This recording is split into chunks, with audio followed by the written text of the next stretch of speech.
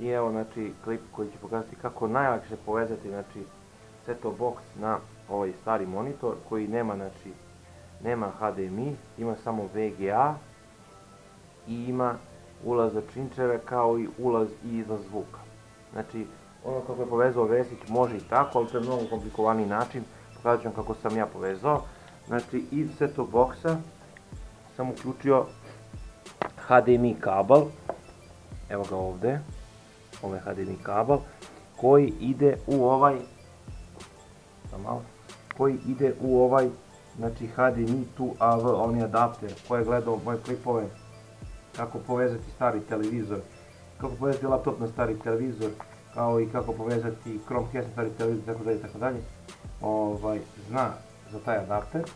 Znači, HDMI tu ulazi i pretvara se u činč. I činč normalno u drugu stranu monitora uključen. Zvuk ide i slika ide preko njega.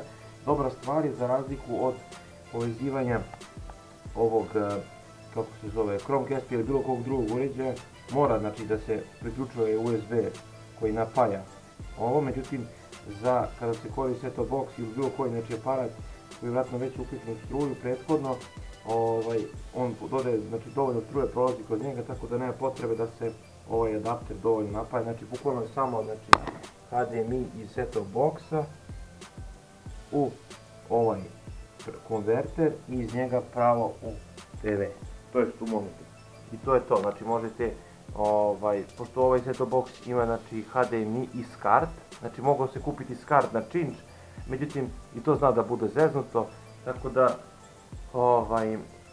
hteo sam da napravim to, međutim probao sam ovaj, vidio sam da odlično radi, tako da to je to, znači prenosi se